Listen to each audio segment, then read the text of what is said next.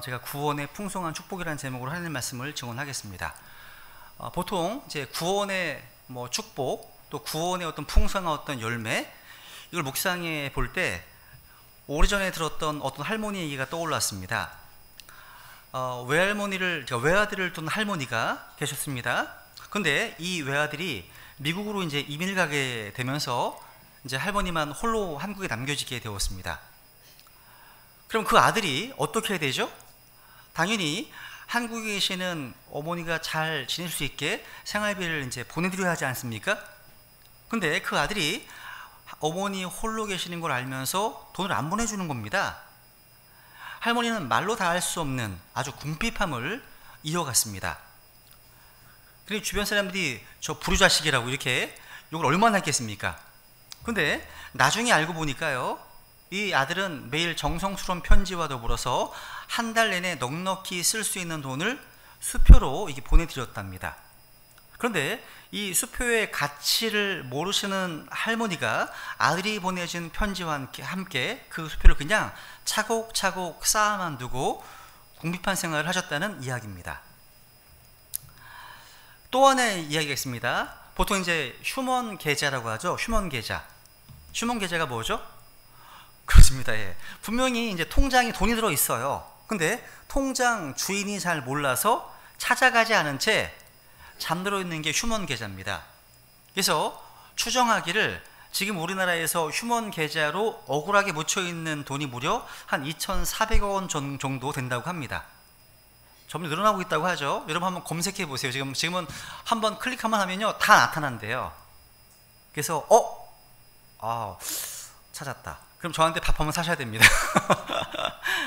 예. 이 두 가지 사례는요, 우리가 구원의 풍성한 축복을 받았음에도 불구하고 그것이 무엇인지 가치를 모른 채 영적으로 궁핍하게 살아가는 크리스찬들의 모습 비유할 수 있습니다. 우리 주님께서는 요한복음 10장 10절에서 이렇게 말씀하셨습니다. 같이 한번 읽어볼까요? 보시면, 내가 온 것은 양들이 생명을 얻게 하고 또 생명을 더욱 풍성히 얻게 하려 함이라. 우리가 예수 그리스도의 십자가의 대속으로 구원을 받았다는 것이 단지 생명을 얻게 되어서 천국에 가게 되었다는 것만이 아닌, 주님께서 우리로 하여금 abundant life, 풍성한 삶을 누리게 하기 위함이라고 말씀하고 있습니다. 풍성한 삶, 따라해 보실까요? 풍성한 삶. 그렇기 때문에 복음은요, 우리가 죽어서 천국 갈 때 사용하는, 그래서 그때까지 서랍 속에 넣어두는 천국행 티켓 같은 게 아닙니다. 근데 오늘날 신앙생활하는 수많은 사람들이 복음의 파워를, 복음의 능력을 그런 식으로 서랍에 넣어놓고 천국 갈 때에만 꺼내 쓰려고 합니다. 즉, 지금 현재 삶 속에서는 그 복음으로 말미암은 기쁨과 능력을 활용할 생각을 안 한다는 거죠. 그런데 여러분, 그리스도의 복음은 그런 게 아닙니다. 우리가 하나님과 원수가 되어서 늘 두려움과 공포 속에서 살던 사람이 십자가의 복음을 통해서 하나님의 사랑을 알게 되고 복음의 신비와 능력을 경험하니까 그야말로 우리가 드리는 찬양이 기쁨으로 나오는 겁니다. 우리 그런 찬양 하잖아요. 그 두려움이 변하여 내 기도 되었고, 또 전날의 한숨 변하여 뭐가 되었다고요? 내 노래 되었네. 이것이 여러분, 이것이 이 땅에서 누리는 구원의 풍성한 축복 가운데 하나입니다. 여러분이 지금 신앙생활을 제대로 하고 있는지 점검할 수 있는 하나의 잣대가 바로 이것입니다. 내가 지금 현재 무엇으로 인해 기뻐하는가? 내가 지금 어떤 것 때문에 즐거워하고 있는가? 이게 내 신앙 상태의 하나의 기준입니다. 잣대가 될 수 있습니다. 통장에 돈이 많은 것 때문에 기뻐하십니까? 감사하십니까? 아니면 안정된 직장, 높은 연봉 때문에 기뻐하십니까? 아니면 안락한 집, 좋은 집, 아니면 좋은 자동차 때문에 기뻐하십니까? 아닙니다. 내가 지금 우리 주 예수 그리스도로 말미암아 구원받은 거에 대한 기쁨과 감격이 없다면 현재 타락한 상태에 있는 겁니다. 여러분, 오늘날 사람들은 누구나 두려움 속에 삽니다. 그죠? 두려움이 있어요. 이런 인간의 뭔가 두려움의 심리를 이용해서 발달한 현대적 사업이 있다면 바로 아마 인슈어런스, 보험업이 아닐까 싶습니다. 자동차가 많아지면서 이제 사고에 대한 두려움 때문에 자동차 보험을 들고, 또 그 보험으로 충분하지 않으니까 또 연락이 와요. 운전자 보험이 필요하다고. 그죠? 그것도 듭니다. 또 비행기나 배를 탈 기회가 많아지니까 항공보험이나 해상보험을 또 듭니다. 또 건강 상실에 대한 두려움 때문에 의료보험이나 실비보험을 들고, 또 모처럼 장만한 내 집을 잃을 어떤 두려움 때문에 주택보험, 또 화재보험, 도난보험 듭니다. 어떤 한 유명한 피아니스트는 손보험을 들어요. 손보험. 축구선수는요, 발보험. 그죠? 별별 보험이 다 있습니다. 근데 여러분, 이런 여러 가지 유형의 보험 가운데 가장 좀 심각한 보험이 있다면 아마도 생명보험일 겁니다. 생명보험. 저도 과거에 아는 어떤 인천의 어떤 형제로부터 생명보험을 가입하라는 권유를 받았습니다. 어떻게 목사님은 보험이 하나 없니에요? 솔직히 저는 보험 든 게 없어요. 하나는 들었습니다. 실비까지. 의료보험은 들었어요. 들었습니다. 근데 이 형제가 이제 권유를 하는데 가입하라고. 근데 들어보면서 그 필요성은 충분히 납득이 되었어요. 동의가 돼요. 근데 제 마음속에 선뜻 가입할 마음이 안 생기더라고요. 두 가지 이유 때문이었어요. 하나는 내가 아직 죽을 때가 안 됐는데, 이런 생각이 들었고, 또 한 가지는 들어봤자 내가 지금 현재 당장 어떤 유익이 없지 않나? 이런 두 가지 생각 때문이었어요.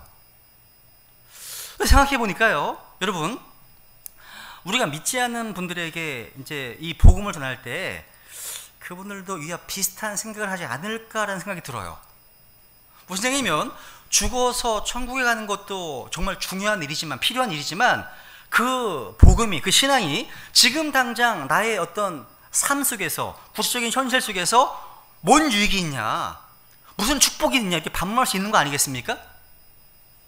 다시 말하면 성경에서 말씀하고 있는 이 복음이요, 죽음 다음에, 즉 사후 저기에서, 복음이라는 사실도 정말 중요하지만요, 그러나 동시에 이 복음이 지금 여기에서도 복음을 수 있는가? 이런 질문이에요.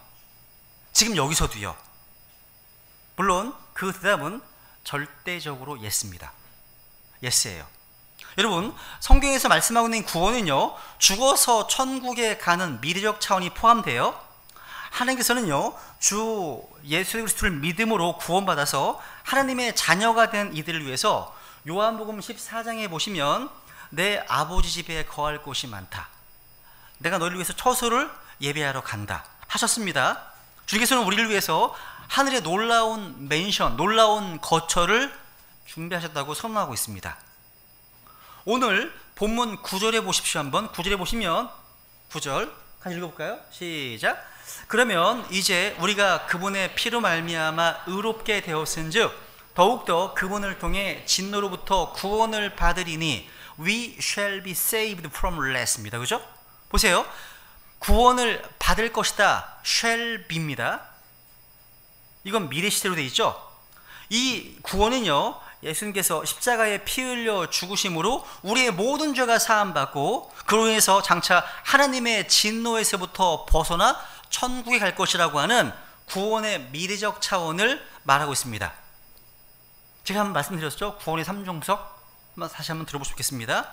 그런데 동시에 이 구원은요, 현재적 차원을 포함하고 있는 거예요. 11절 읽습니다. 시작. 그럴 뿐 아니라 우리가 우리 주 예수 그리스도로 말미암아 이제 속죄를 받았으며 그분을 통해 또한 하나님을 기뻐하느니라. 이 말씀은 바로요, 지금 우리가 속죄를 받았고 그로 인해서 현재 기뻐할 수 있는 놀라운 삶을 약속하고 있습니다. 저는 이것을 구원의 현재적 축복이라고 부를 수 있습니다. 그래서 오늘 구원의 풍성한 축복들이라는 제목으로 말씀을 좀 정리해 보겠습니다. 오늘 본문에 보시면 구원의 풍성한 축복 가운데 첫 번째, 단연코 첫 번째, 이걸 강조하고 싶은데 첫 번째는 바로 하나님과의 화평입니다. 따라해보세요. 하나님과의 화평. 로마서는요, 복음의 책입니다. 로마서는 1장부터 4장까지 바울이 강조하고 있는 것이 뭡니까? 하나님 앞에서 하나님의 진노와 심판에 직면해 있던 죄인들이 예수 그리스도의 십자가의 보혈의 공로를 통해서 믿음으로 의롭게 된다고 하는 것, 즉 이신칭의 아니면 이신득의 교리를 설명하고 있습니다. 이제 로마서 5장에 오면 믿음으로 구원받게 된 백성들의 모습으로 구원의 복된 결과, 즉 믿음을 가진 사람들이 어떤 삶을 살아야 하는지 그 내용을 다루고 있는 겁니다. 여기 1절을 보세요. 1절 보시면 읽어볼게요. 1절 시작. 그러므로 우리가 믿음으로 의롭게 되어 우리 주 예수 그리스도를 통해 하나님과의 화평을 누리는도다 말씀하고 있습니다. 하나님과의 화평, 현재 시입니다. 그죠? 화평.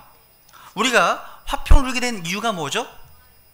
죄로 인한 두려운 심판과 지옥의 형벌로부터 자유롭게 되었기 때문입니다.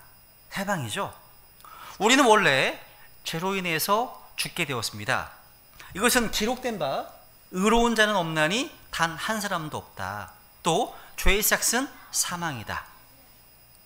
이렇게 우리는 모두가 죽게 되었는데 예수님께서 우리를 위해 십자가에서 죽으심으로 말미암아 그 십자가의 대속과 부활하심을 믿으면 하나님께서 우리를 의롭다고 인정해 주십니다. 이게 칭의예요. 칭의. 이 용어는 법률적인 무죄 선언입니다. 땅 무죄, not guilty 선언해 주는 거예요.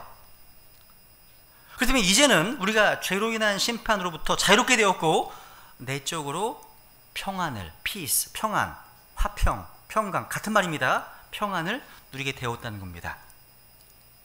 이건 이론적인 얘기가 아니죠. 이건 구원받은 자들의 삶 가운데 실제 경험하는 겁니다. 제가 1992년 죄 문제로 신음하던 제가 하나님의 은혜의 복음을 믿고 깨닫는 순간 말로 표현할 수 없는 커다란 기쁨과 평안이 임했습니다. 잊을 수가 없어요. 여러분에게도요, 죄의 짐으로부터 해방받은 날 말로 다 할 수 없는 기쁨과 평안을 경험하지 않으셨습니까? 다 그죠? 여러분 다시 본문에 보시면 우리가 믿음으로 의롭게 되어 우리가 예수 그리스도 앞으로 나와서 그분을 자신의 구원자와 주님으로 믿을 때 의롭다함을 얻습니다. 이것은 이미 지나간 과거죠. 이것을 salvation past, 지나간 구원의 과거적 구원입니다. 근데 이것 전부가 아니에요. 그것을 위해서 얻어지는 열매가 있다는 거죠. 그 구원의 열매, 칭의의 열매는 바로 하나님과의 화평을 누리는 겁니다. 이게 현재예요. 현재 시대에 있잖아요. We have peace입니다. 현재 시제예요. 현재 하나님과 화평을 누리고 있다. 와. 여러분, 오늘날 많은 사람들이 뭔가 불안해해요. 그죠? 그러니까 뭔가 어떤 일이 생기면 불안해하잖아요. 건강검진을 받았는데 암이라는 어떤 결과를 들었을 때 참 불안하잖아요. 때로는 아무런 일이 없어도 뭔가 불안해요. 불안합니다. 그런데 성경은 우리를 근원적으로 불안하게 하는 것이 죄라고 말합니다. 죄라고 말합니다. 여러분, 무엇이 나를 불안하게 합니까? 그 근원을 거슬러 따져 올라가면 바로 죄입니다. 죄예요, 죄. 우리는 모두 예외 없이 하나님 앞에서 죄인이기 때문입니다. 여러분, 종교개혁을 일으켰던 마르틴 루터를 잘 아시죠? 이 루터는 수도사였고 신부였습니다. 그 누구보다 성실하게 살았습니다. 이 루터가요, 죄에서부터 벗어나려고 많은 고행을 했어요. 누구보다 많이 기도했고 성당과 교회에 있는 수많은 계단들을 무릎으로 오르내리면서 참여하기도 했습니다. 근데 그 수많은 노력에도 불구하고 마음속 깊은 곳에 죄로 인한 불안은 조금 사라지지 않았습니다. 이렇게 고백하는 거예요. 루터는 하나님을 믿는다고 했지만 믿음으로 의롭다함 받지 못했기 때문에, 믿음으로 구원받지 못했기 때문에 내적인 불안함 가운데 평안하지 못했던 것입니다. 혹시 여러분 뭔가 금전적으로 빚을 지고 계십니까? 종종 빚에 허덕이는 분들을 종종 봅니다. 그 마음의 짐과 고통, 이를 말할 수가 없어요. 마태복음 18장인가 보시면 예수님께서 1만 달란트 빚진 자 얘기를 하시죠. 그죠? 여러분 1만 달란트 빚진 자 이야기를 들려주시잖아요. 여러분 한 사람이 1만 달란트 빚을 졌어요. 여러분 1달란트가요 6,000데나리온입니다. 6,000데나리온. 1데나리온은요 노동자 하루 품삯입니다. 품삯이에요. 하루 품삯을 10만 원 정도라고 가정하면 1달란트는 6억 원 정도 돼요. 6억 원. 그러니까 1달란트만 하더라도요 이 정도인데 1만 달란트라면 6천만 데나리온입니다. 이것은 여러분 16만 4,400년을 매일 벌어서 한 푼도 쓰지 않고 모아야 하는 어마어마한 액수입니다. 하루부터 10만 원으로 계산하면 제가 계산해 봤어요. 약 6조. 이런 거 계산하고 싶더라고요, 많이. 얼마인지? 6조. 여러분 웬만한 거 잘 안 놀라시더라고요. 하도 뭐 몇백억 몇천억 들으시니까 뭐 이제 조가 나와도 별로 이제 뭐 그런가 보다 이렇게 생각하신 것 같아요. 6조.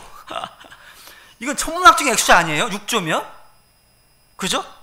한 개인이 도저히 갚을 수 없는 빚입니다. 왜 예수님은 도저히 갚을 수 없는 빚진 사람 이야기를 들려주셨을까요? 우리가 하나님 앞에서 이런 어마어마한 죄의 빚을 졌는데 그 죄의 빚이 얼마나 큰지 우리의 능력으로는, 우리 힘으로는 도저히 갚을 수가 없다는 것을 보여주신 겁니다. 여러분, 우리의 죄는 도덕으로도 종교로도 안 됩니다. 어떤 선행으로도 교육으로도 해결될 수 없습니다. 하나님 앞에 범한 수많은 죄의 빚은 우리의 힘으로 갚을 수 있는 것이 아니라는 겁니다. 앞에서 말했던 마르틴 루터는요, 그 수많은 고행과 노력과 참회 기도를 통해서가 아닌 로마서의 성경 한 구절로 마음의 평안을 얻었습니다. 로마서 1장 17절입니다. 같이 읽어볼까요? 시작. 복음에는 하느님의 의와 믿음에서 믿음까지 계시되어 있나니 이것은 기록된 바 의인은 믿음으로 살리라 함과 같으니라. 의인은 뭘로 산다고요? 믿음으로 산다. 우리의 선행이 아니다. 우리의 공로가 아니다. 우리의 업적이 아니다. 도덕이 아니다. 100% 예수 그리스도의 십자가의 보혈의 공로로 말미암아 죄의 빚이 지불되었다. Paid in full. 충분히 갚아졌다. 이 사실을 믿음으로 평안을 얻게 되었다는 것입니다. 골로새 2장도 볼까요? 2장 13절. 골로새 2장 13절입니다. 같이 읽겠습니다. 시작. 또 너희의 죄들과 너희의 육체의 무할례 가운데 죽었던 너희를 하나님께서 그분과 함께 살리시고 너희의 모든 범법을 용서하셨으며, 여기서 너희의 모든 범법을 용서하셨다 말씀하고 있습니다. 여러분 정말 이 말씀 믿으십니까? 모든 범법을 용서하셨다는 이 말씀, 여러분 이 세상에서요 예수님의 보혈이 용서하지 못할 죄는 없습니다. 말씀 한마디로 하늘과 땅을 창조하신 하나님께서 불쌍한 죄인들을 구원하기 위해서 인간의 몸을 입고 이 땅에 오셔서 가시관을 쓰시고 수많은 채찍질을 당하시면서 그 사목간 십자가 위에서 달려서 피 흘려 돌아가셨습니다. 죄의 싹은 사망이고 지옥인데 예수님께서 우리 죄의 빚을 담당하시고 대신 죽으시고 지옥에 가심으로 말미암아 그 핏값으로 모든 죄가 사면되었고 지불되었다는 겁니다. 여러분, 그 보배로운 예수님의 피가 용서하지 못할 죄가 어디 있겠습니까? 그래서 히브리서 9장에 이렇게 외치고 있습니다. 히브리서 9장 13, 14절입니다. 읽습니다. 시작. 황소와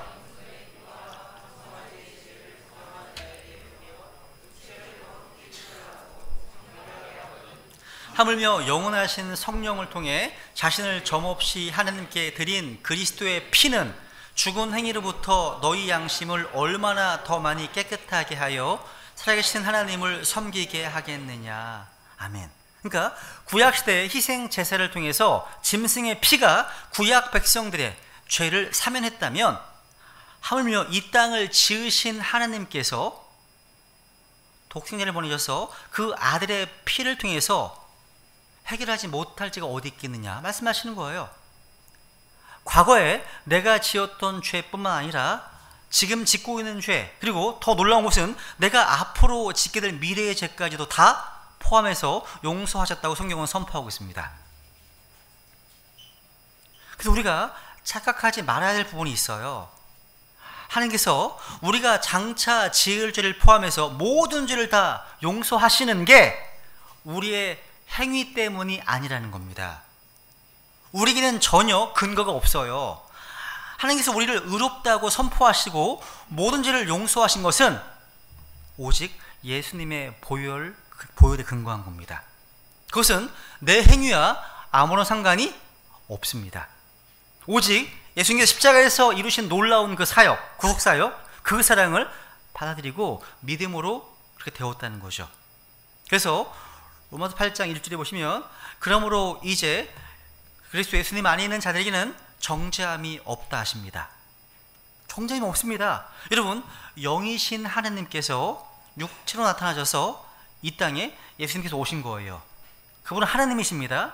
하나님이신 그분께서 우리를 대신해서 우리의 모든 죄를 짊어지시고 십자가에 달려 피를 돌아가셨다는 사실, 그리고 삶에 다시 일어나셨다는 그 사실을, 부활의 복음을 믿는 순간 우리는 어떤 죄에게서도 정죄를 당하지 않습니다. 너무 단순합니다. 그죠?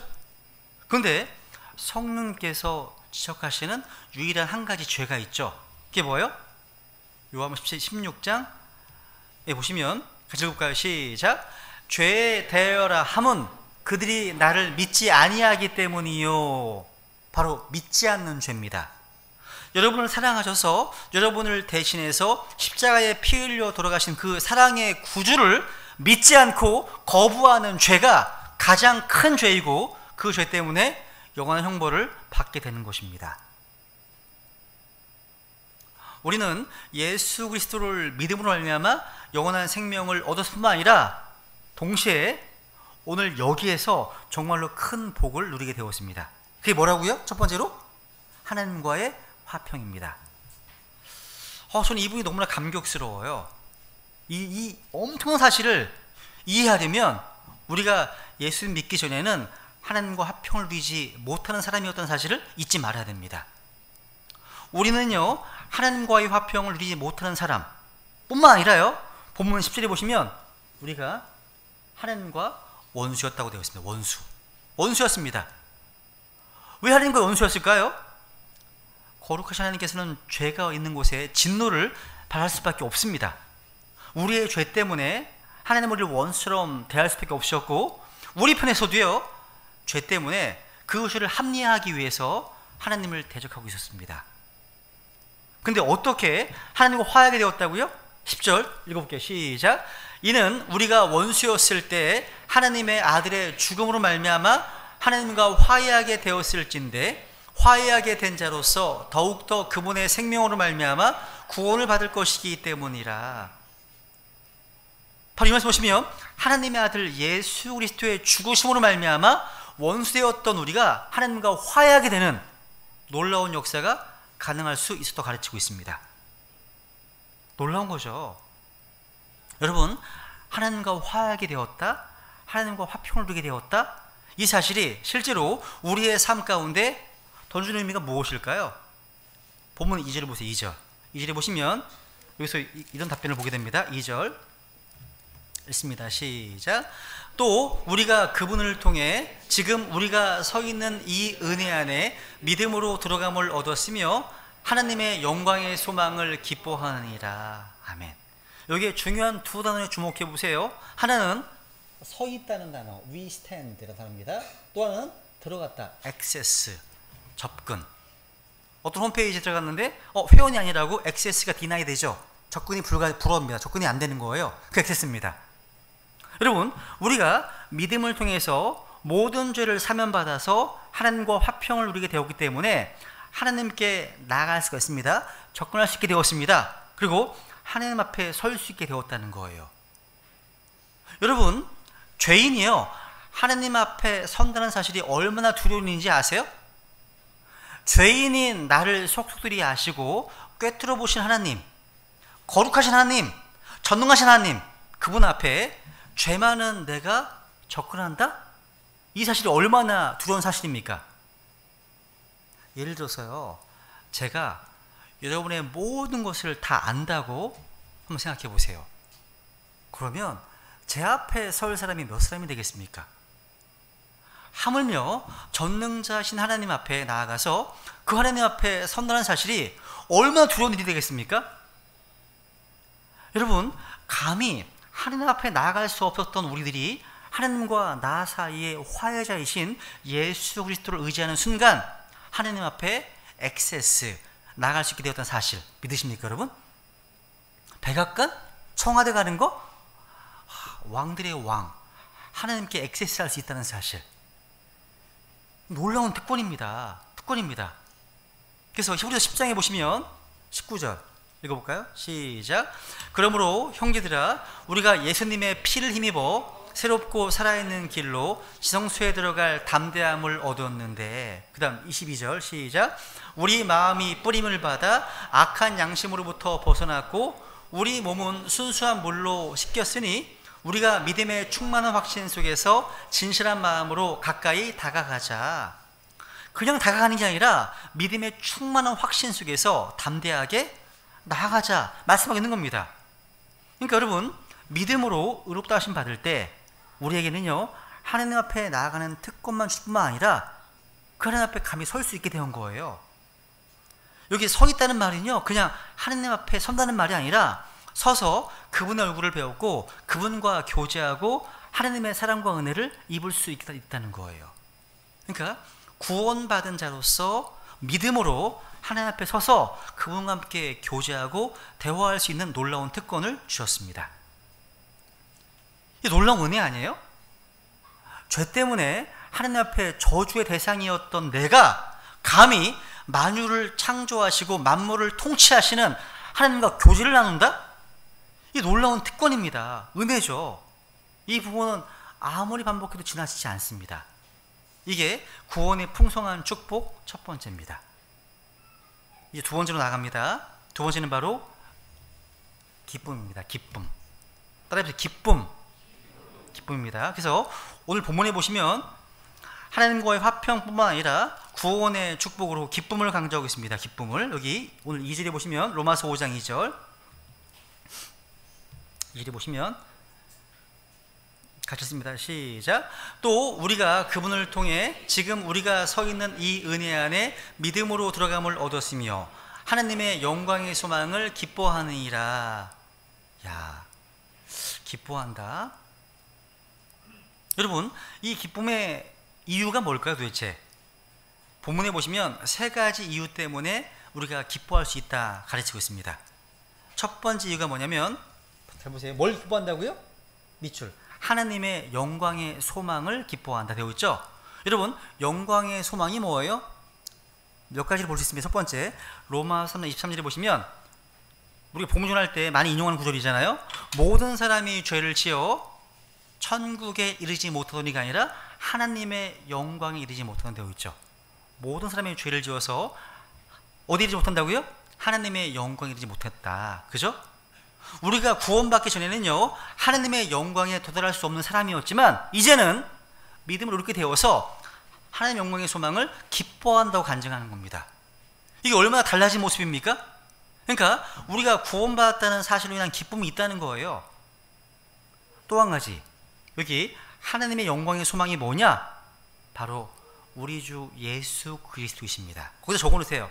골로새 1장 17절 보시면 영광의 소망이 누군지 말씀하고 있습니다. 이렇게 쓰면 시작. 하나님께서는 이방인들 가운데서 이 신비의 영광의 풍성함이 무엇인지 자신의 성도들에게 알리려 하시는데, 이 신비는 너희 안에 계신 그리스도 곧 영광의 소망이시니라. 영광의 소망이 누구시라고요?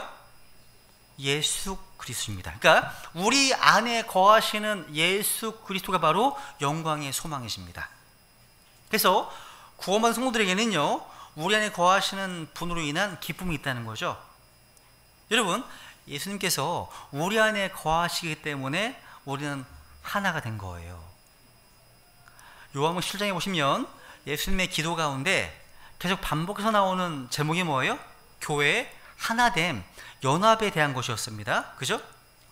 저희들은 신약 성경이 말씀하고 있는 그 교회의 모습을 이루기 위해서 2015년 3월에 여기 모였습니다. 함께 모였어요. 특별히 우리가 기도해야 할 제목이 뭐예요? 교회의 하나됨을 위한 겁니다.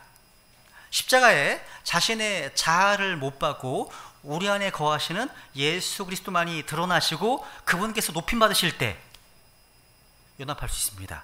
하늘 수 있는 거예요. 여러분, 여기 오신 분들이 각자의 환경과 신앙적 배경이 다 다릅니다. 색깔이 다 다르다는 거예요. 어디에서 오셨건 간에 다 예수 그리스도라는 공통 분모 가운데 함께 모인 거 아닙니까? 이 공통점입니다. 여러분, 그래서 여러분, 복음이나 중요한 교리가 다르지 않는 이상 서로의 다양성을 인정하고 이해하는 훈련을 하셔야 됩니다. 즉, 교회는 뭐냐? 다양성 가운데 통일성 있는 곳이 교회예요. 이 신약교회입니다.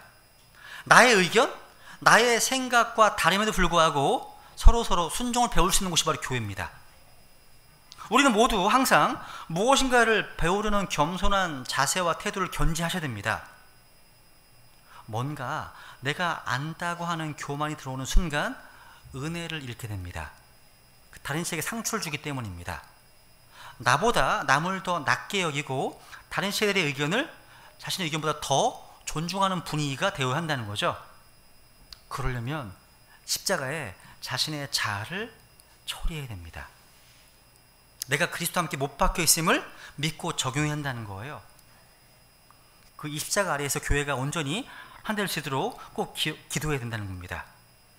그래서 우리에게 구원의 풍성한 축복으로 주어진 기쁨은 바로 영광의 소망이신 예수 그리스도로 인한 것입니다. 또 우리가 기뻐해야 될 이유가 뭐예요? 예수 그리스도를 닮은 인격으로 바뀌는 성화의 확신 때문입니다. 따라해보세요. 성화의 확신.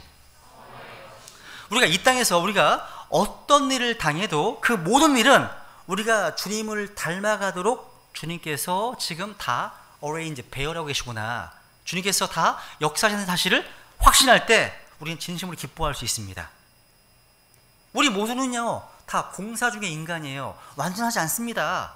다 흠이 많습니다. 다 가시가 있어요. 이게 고슴도 딜레마죠. 가까이 가기에는 너무나 멀은 당신인 거예요. 다가서면 찔림받고 하는 게 인간입니다. 어쩔 수 없습니다. 근데 한번 우리 3절 4절을 볼까요? 3절 보겠습니다. 읽습니다. 시작. 그럴 뿐 아니라 우리가 환난도 기뻐하나니 환난은 인내를, 인내는 체험을, 체험은 소망을 이루는 줄 우리가 아노라. 야, 환난을 뭐 한다고요? 기뻐한다네요. 왜? 그 환난을 계획하신 하나님께서 목적이 있기 때문이에요. 목적이 있다는 거예요. 그러니까 우리는 환난에 대한 오해가 있어요. 구원을 받은 우리 성경 신자들도 이 땅을 살면서 어려움을 당합니다. 환난이 있어요. 이게 성경이 가르치는 바입니다. 세상에서는 너희가 환난을 당하나 치열업 기운을 내라. 내가 세상을 이겨놓으라 말씀하시는 거예요. 환난이 없도록 기도하는 게 아니라 환난을 이길 수 있는 능력을 달라고 기도해야 됩니다. 그죠?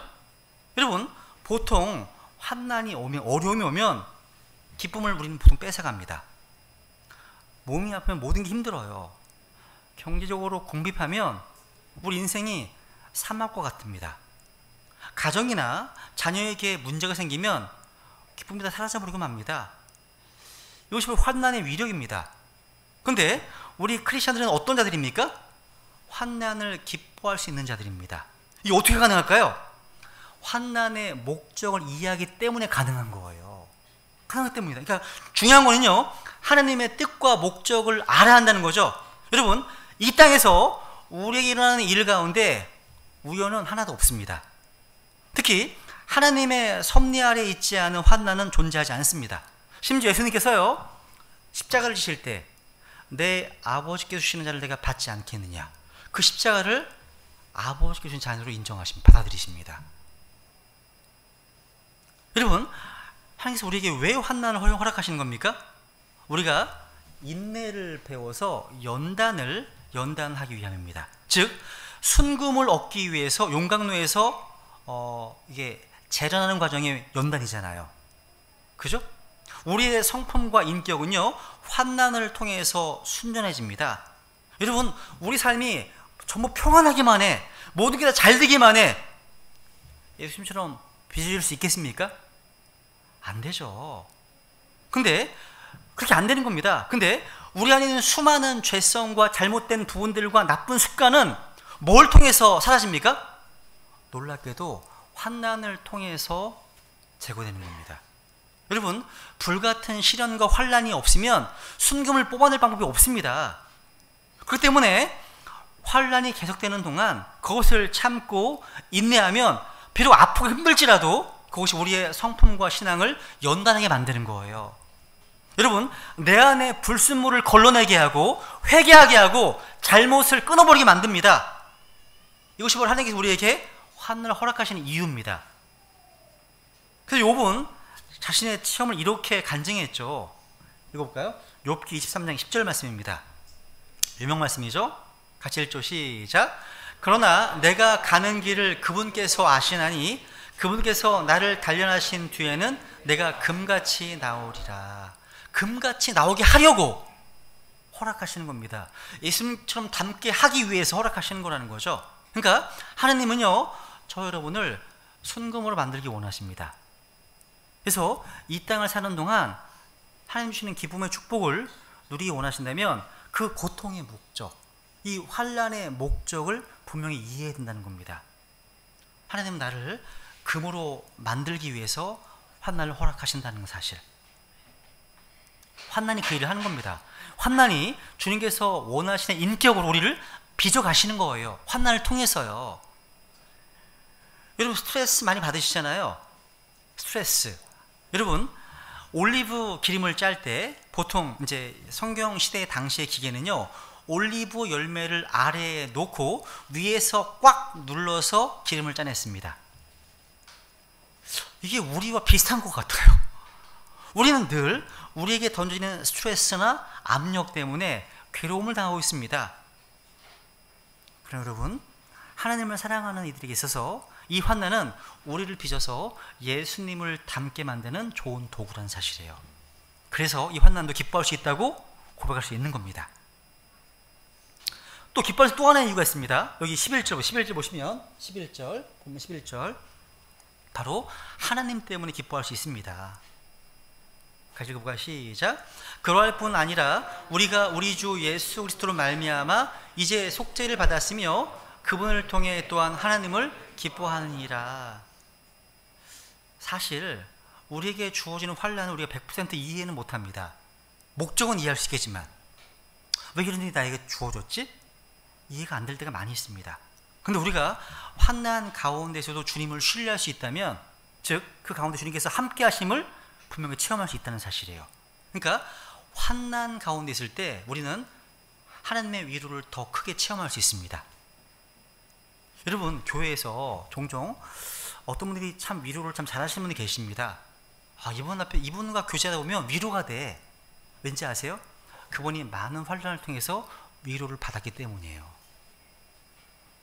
그러니까 위로를 받아야만 위로를 줄 수 있는 겁니다. 그래서 고린도 후서에 보시면 1장에 보시면 말씀하십니다. 환난 중에 우리 위로받습니다. 1장 4절 1절 시작. 그분께서 우리의 모든 환난 중에서 우리를 위로하심은 우리 자신이 하나님께 위로받을 때 얻는 위로를 힘입어 우리가 어떤 고난 중에 있는 자들도 능히 위로하게 하려 하십니다. 야, 여러분, 훌륭한 위로자는요, 말을 잘하는 사람이 아니라 많은 환난 가운데서 주님의 위로를 받아본 사람입니다. 맞습니다, 여러분. 바울을 보세요. 바울. 여기 7장 4절 읽을까요? 시작. 내가 너희를 향하여 심히 담대히 말하고 또 너희를 크게 자랑하노니 우리의 모든 환난 중에서도 내게 위로가 충만하고 기쁨이 크게 넘치는 도다. 여러분, 바울이 얼마나 큰 환난을 당했는지 성경에 잘 나와 있습니다. 그런데 바울은 자신이 받은 충만한 위로 때문에 기쁨이 넘친다고 말합니다. 우리가 환난을 기뻐하는 이유가 뭡니까? 주님께 주시는 충만한 위로 때문입니다. 그 때문이에요.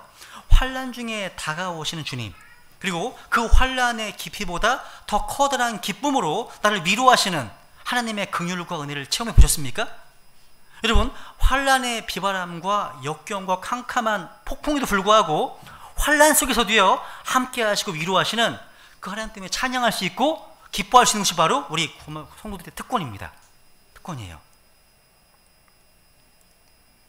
이제 마지막으로 세 번째, 구원의 풍성한 축복 축복으로 넉넉한 사랑이 부어졌습니다. 따라해보세요. 넉넉한 사랑이 부어졌다. 맞습니다. 여러분, 그 놀라운 구원을 위해서 우리는 넉넉한 사랑의 축복도 받았습니다. 우리 5절을 다 같이 볼까요? 5절이요? 자, 보세요. 5절 읽습니다. 시작. 소망이 우리를 부끄럽게 하지 아니함은 우리에게 주신 성령님에 의하여 하나님의 사랑이 우리 마음에 넓게 부어졌기 때문이니. 잘 보세요. 하나님의 사랑이 우리 마음에 넓게 부어졌다 하십니다. 다른 말로 우리 마음속에 하나님의 사랑이 가득하다는 말이에요. 여러분, 사람이 언제 가장 행복할까요? 주머니에 돈만 많으면 행복할까요? 절대로 아닙니다. 마음속에 사랑이 있을 때 행복합니다. 여러분, 사랑하는 사람들의 얼굴을 보면 가만히 보세요. 그러니까 애인이 생겨서 막 사랑하기 시작한 청춘 남녀들을 보면 되게 행복해하는 것처럼 보이지 않으세요? 얼굴이 막 빛이 나고 막 그러지 않아요? 그렇죠?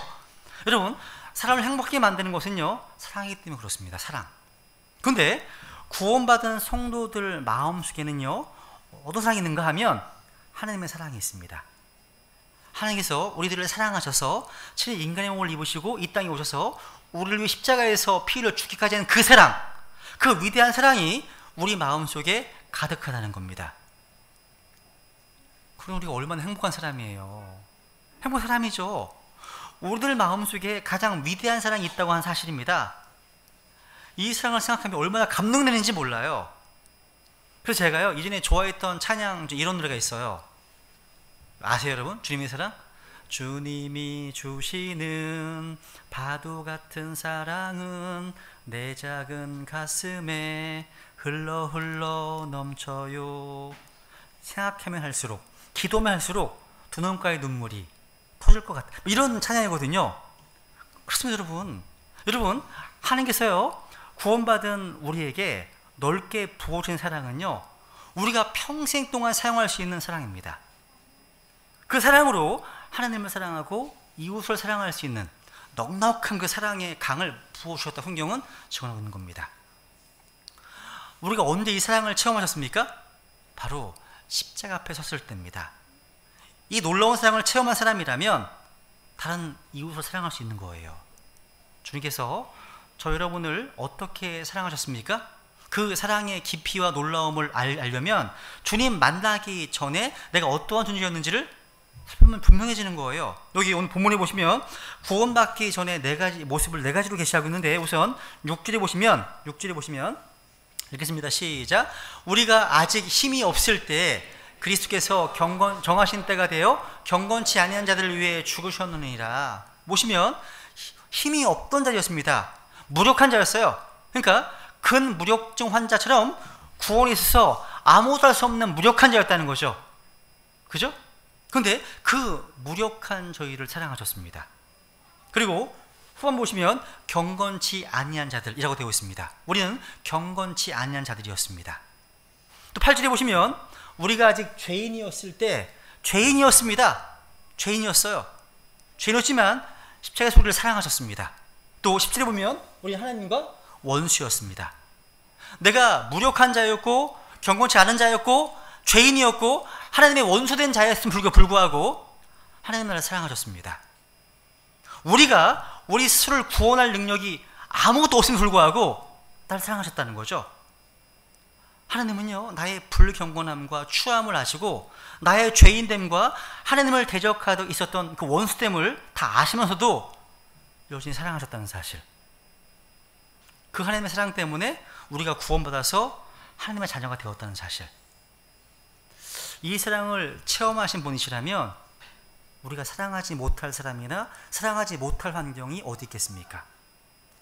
우리가 구원받기 전이었을 때는요, 아, 주님, 저 사랑할 수 없어요 라는 변명을 할 수 있습니다. 근데 성령으로 다시 태어난 거듭난 크리스찬이라면 이 변명할 수 없어요. 왜? 1만 달란트의 죄의 빚을 탕감받았기 때문에. 고작 100데나리온 때문에 아니라는 거죠. 그죠? 그러니까 사랑할 수 없다면 둘 중 하나입니다. 그 사람이 구원받지 않은 사람이거나 아니면 하나님을 의도적으로 순종하지 않고 있는 사람입니다. 왜냐하면 하나님은 우리에게 사랑하실 능력을 주셨기 때문입니다. 이 사랑의 능력을 사용하고 있지 않은 거예요. 그죠? 오늘 제 설교 마지막으로요, 사랑의 원자탄으로 알려진 손양원 목사님의 9가지 감사 기도 제목을 좀 나누고 싶습니다. 손 목사님은요, 자기의 사랑하는 두 아들, 동인이와 동신이죠, 장남과 차남이 공산당에게 총을 맞아서 죽은 지 3일이 지난 후에 두 아들의 장례식장에서요, 9가지 감사 기도를 드렸습니다. 우리 전남 순천 애양원에 가시면 이게 그 비석으로 세워져 있습니다. 한번 하나씩 읽어볼게요. 첫 번째입니다. 제가 읽습니다. 나 같은 죄인의 혈통에서 순교의 자식들이 나와 계셨으니 감사합니다. 같이 한번 읽겠습니다. 시작. 나 같은 죄인의 혈통에서 순교의 자식들이 나와 계셨으니 감사합니다.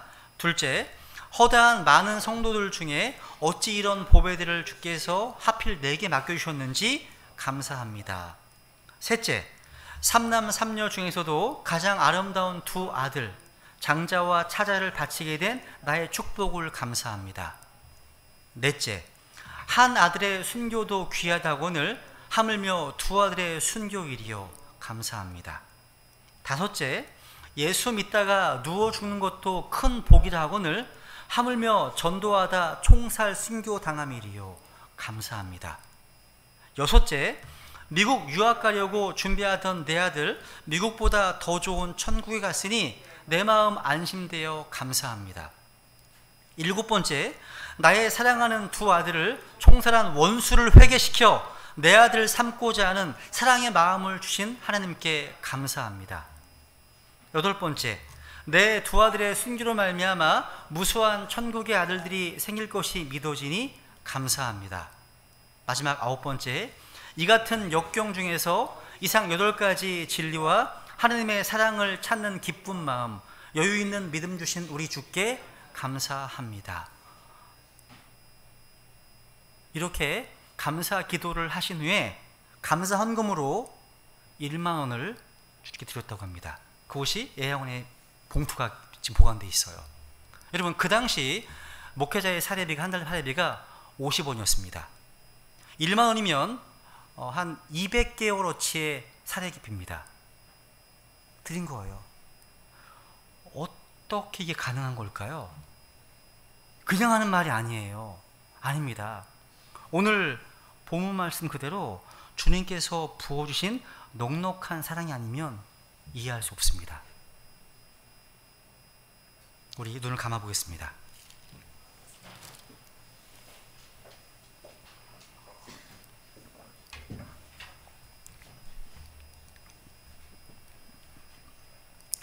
혹시 이 자리에 아직 예수 그리스도 그분이 누구신지 알지 못하는 분이 안 계십니까? 예수님께서는 우리를 사랑하셔서 죄악 가운데 출생해서 한평생 죄를 짓고 살았던 나와 같은 죄인들을 구원하기 위해서 육신을 입고 이 땅에 오셨습니다. 그분은 하나님이십니다. 그 하나님께서 육신으로 나타나신 분이 바로 예수님이십니다. 이 놀라우신 예수님께서 바로 우리의 모든 죄를 짊어지시고 십자가에 피 흘려 죽으심으로 그 모든 죄에 대한 심판을 우리를 대신해서 받으셨습니다. 이미 죄값이 지불되었습니다. 우리의 과거의 죄, 현재의 죄, 미래의 질 모든 죄, 인류 역사의 처음부터 마지막까지 모든 사람의 모든 죄를 십자가에 짊어지시고 우리를 구원하기 위해서 우리를 대신해서 죽으셨습니다. 이 예수 그리스도를 마음에 모셔드리는 사람들에게는 더 이상 죄에 대한 하나님의 두려운 심판을 받지 않게 됩니다. 이제 하나님 앞에 의롭다함 받을 수 있게 되었습니다. 이것이 복음입니다. 지금 여기에 계신 분들 가운데 아직 구원받지 못한 혼이 계시다면 지금 이 순간 이 자리에 함께 살아계시는 주님이 나아오시기 바랍니다. 지금 내가 어떤 상태에 있든지 간에 주님께서는 자신이 나아오는 자를 결국 내주지 않으신다고 약속하셨습니다. 하나님께 이렇게 기도하십시오. 하나님, 저는 죄인입니다. 저의 수많은 죄들로 인해서 하나님의 진노와 심판을 받을 수밖에 없는 자였습니다. 그러나 하나님께서 저를 사랑하시어서 육신의 몸으로 이 땅에 오셔서 저의 모든 죄를 담당하시고 저를 대신해서 십자가에 피 흘려 죽으시고 사흘 만에 부활하신 그 놀라운 복음을 듣게 되었습니다. 이 시간 예수 그리스도 당신을 저의 마음에 모셔드립니다. 약속하신 대로 제 안에 들어오셔서 하나님의 자녀가 되게 하시고 구원받은 자로서 하나님과 화평을 누리고 기쁨과 넉넉한 사랑 가운데 살아갈 수 있게 하옵소서. 저를 구원해 주셔서 감사드립니다. 예수님의 이름으로 기도드립니다. 아멘. 이렇게 기도하지 않으시겠습니까? 이렇게 예수님을 자신의 구원자요 주님으로 영접하셨다면 하나님의 자녀가 되신 것입니다. 하나님이 저희 아버지가 되신 것입니다. 주님께 감사하십시오. 또 이 자리에 예수님의 피로 구원받아서 하나님과 화평을 누리는 지들이 묻습니다. 여러분에게 가정적으로 어려움이 있고 고통이 있고 또 직장과 사회에서 환난이 있습니다. 눈물이 있습니다. 인간관계에 어려움이 있습니다. 여러 가지 오해가 있습니다. 근데 그런 환난 가운데서도 그 모든 환난의 목적이 바로 나를 예수님과 같은 형상으로 빚으시기 위한 하나님의 목적임을 알고 기뻐하십시오. 하나님께서 우리에게 부어진 넘치는 사랑으로 인해서 우리가 만나는 사람들 또 우리가 마주치게 되는 환경들을 사랑하고 기뻐하심을 믿으십시오. 우리는 무력한 자였고 경건치 아니한 자였고 죄인이었고 하나님과 원수된 자였습니다. 그래도 불구하고 하나님 나를 사랑하셨습니다. 그 하나님의 사랑을 구원받아서 하나님의 자녀가 되었다면 그 사랑을 체험했다면 이제 우리가 사랑하지 못할 사람인 환경이 어디 있겠습니까? 우리 모두 그렇게 살지 못했음을 회개하십시오. 우리의 불신과 불순종을 회개하십시오. 그리고 믿음으로 하나님께서 현재 우리에게 주신 구원의 풍성한 축복들을 붙들고 환난의 비바람과 어둠 가운데서도 함께 하시고 위로하신 하나님을 의지하며 기뻐하겠다고 고백하지 않으시겠습니까? 우리 다 같이 하나님께 결단하면서 기도하시겠습니다.